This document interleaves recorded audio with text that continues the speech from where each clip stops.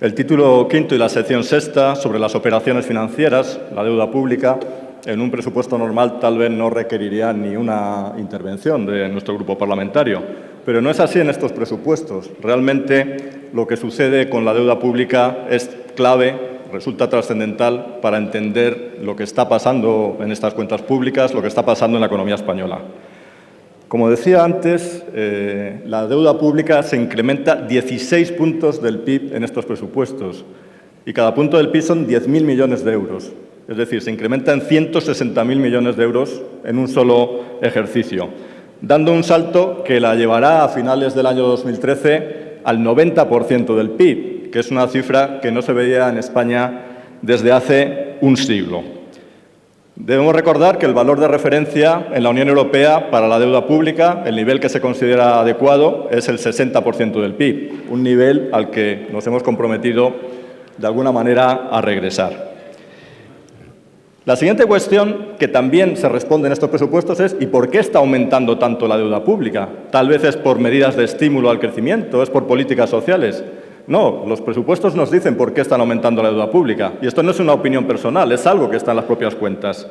El aumento de la deuda se debe esencialmente al rescate de las cajas de ahorro. Unas cajas quebradas que ahora hay que recapitalizar. Y efectivamente, se aumenta su capital con dinero público. Por cierto, esta recapitalización ya no va a ser directa, ya no va a ser con fondos de la Unión Europea, algo que el Partido Popular dio prácticamente por sentado y que no ha conseguido. Esto constituye un fracaso muy grave con importantes consecuencias para la economía española. Otra partida importante tiene que ver con los avales al llamado Banco Malo, al Sareb, también decenas de miles de millones de euros. Y en segundo término, hay otro rescate, también generalizado, en este caso a las comunidades autónomas, ahora con el Fondo de Liquidez Autonómico, que empezó como extraordinario y ya se ha convertido en ordinario, ya se ha renovado, y que se añade a otras medidas extraordinarias anteriores.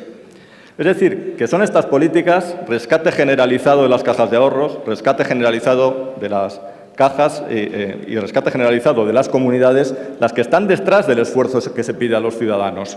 Para eso hay que pagar 39.000 millones de euros en pagos de intereses, una partida que ha aumentado en 9.000 millones en un año y es la segunda en los presupuestos después de las pensiones. A mi grupo le preocupa extraordinariamente otro dato que figura en los presupuestos, que son las emisiones brutas de deuda para el próximo ejercicio, 207.000 millones de euros, un 20% del PIB. ¿Cómo se van a cubrir esas emisiones? Sería un buen momento para disipar incertidumbres. Antes les pedíamos disipar incertidumbres sobre la revalorización de las pensiones. Hay otra incertidumbre no menos importante, que es la necesidad de un rescate europeo, de un segundo rescate europeo, que pende como una espada de Damocles sobre la economía española y que se trata con gran frivolidad. No se acaba de aclarar si es necesario, si no, si se va a pedir. Sería importante saberlo, entre otras cosas, porque si al final se pide, como todos los expertos piensan, este trámite verdaderamente será únicamente eso, un trámite, y las cuentas públicas que aprobemos tendrán muy poca virtualidad práctica. Mi grupo ha presentado una enmienda a este título, la enmienda 3.368, que se refiere al Fondo para la Internacionalización de la Empresa. Este es un fondo que ayuda a internacionalizar a las empresas españolas y si tenemos un objetivo de crecimiento de las exportaciones del 6%, nos parece importante apoyar esa diversificación, porque son las empresas con sucursales en el exterior las que más propensión exportadora tienen. Por eso nuestra enmienda pide la fortificación de ese fondo. Pero insisto, nuestras preocupaciones fundamentales tienen que ver con el enorme aumento de la deuda pública, las causas de ese aumento y el sacrificio que esto supone para los españoles en estos presupuestos y en presupuestos sucesivos.